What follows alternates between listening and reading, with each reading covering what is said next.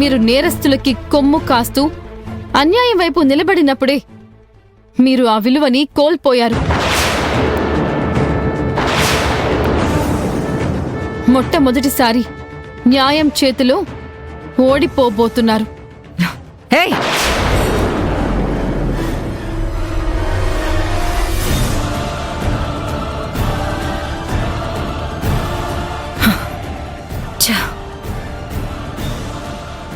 నువ్వేం చేసినా ఎంత ప్రయత్నించినా ఏం చేయలేవభి.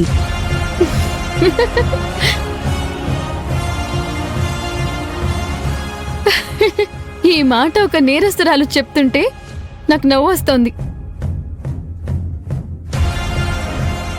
చూడు కనిష్క, ఈ రోజు కాకపోతే రేపైనా ఎలాగైనా ఏం చేసైనా ఆ పాప ఆచూకీ కనుక్కుంటాను, కోర్టుకు తీసుకొస్తాను, నిజానిజాలు రాబడతాను.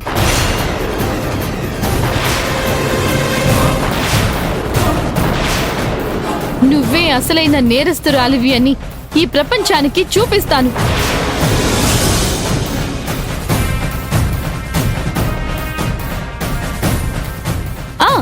ఇందాక అడిగారు కదా నాకింత ధైర్యం ఎక్కడి నుంచి వచ్చిందని.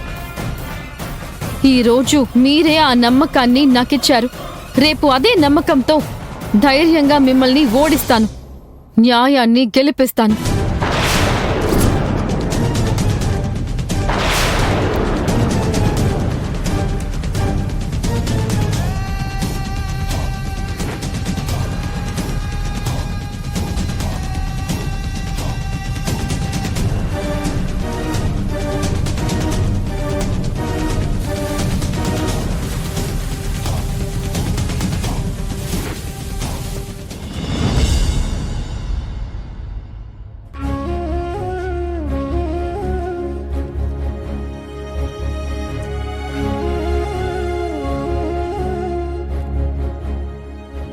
నానా,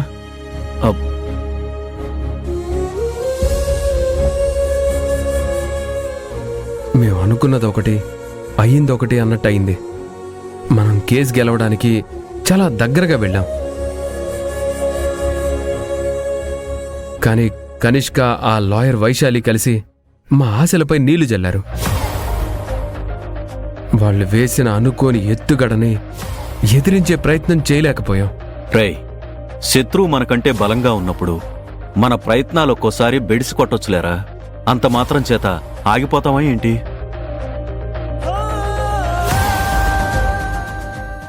నాకు అభి మీద పూర్తి నమ్మకం ఉంది.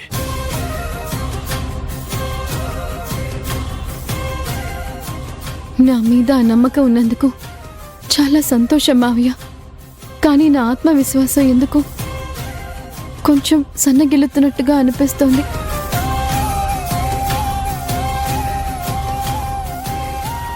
అభి, నువ్వేం బాధపడాల్సిన పనిలేదు.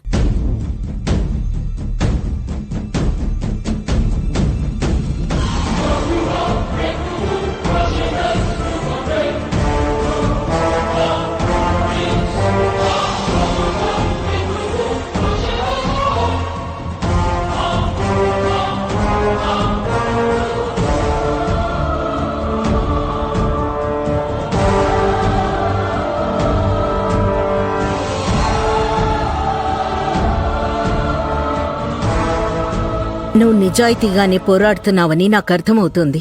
ఆ కనిష్క మాటలు నమ్మి నేనే అపార్థం చేసుకున్నాను.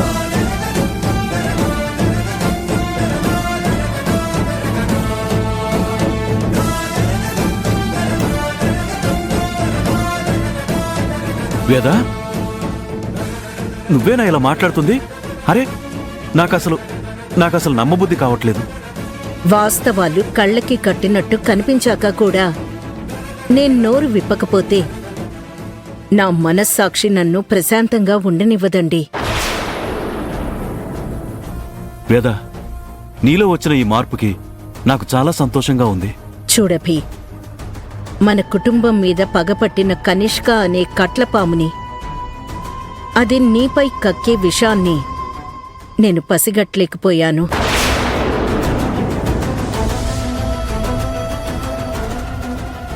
ఆలస్యమైనా ఇప్పటికి నాకు బాగా అర్థమైంది. ఆ కనిష్క ఒకవైపు మమ్మల్ని జీవితంలో కోలుకోలేని దెబ్బ తీస్తూనే మా కోసం కష్టపడే నీకు నాకు మధ్య వైరం పెట్టాలని చూసింది.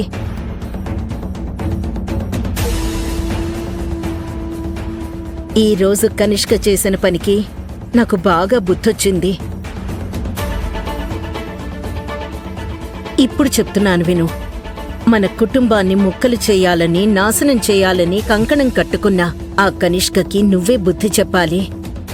నా ఇంటి కోడలుగా మమ్మల్ని నిర్దోషులుగా నిరూపించి నువ్వే బయటికి తీసుకురావాలి.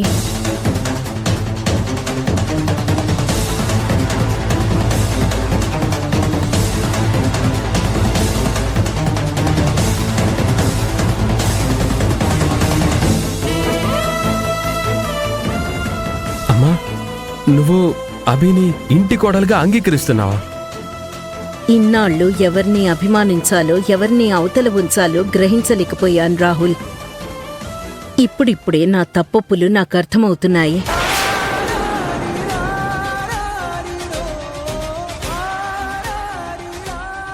అత్తయ్య, ఇన్నాళ్ళు అభిని వెలివేసిన మీరు ఇప్పుడు అభినిలా కలుపుకుంటుంటే మా ఆనందానికి అసలు హద్దులే లేవనిపిస్తుంది అత్తయ్య. అభి, నీ ఆత్మవిశ్వాసం గురించి నాకు బాగా తెలుసు. అది ఎక్కడా కోల్పోకు.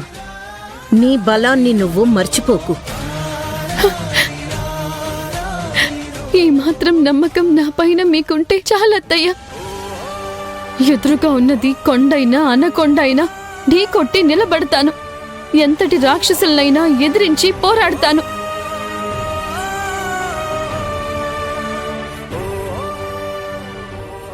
మీరు ఎలాంటి తప్పు చేయలేదని మనకి తెలిస్తే సరిపోదు.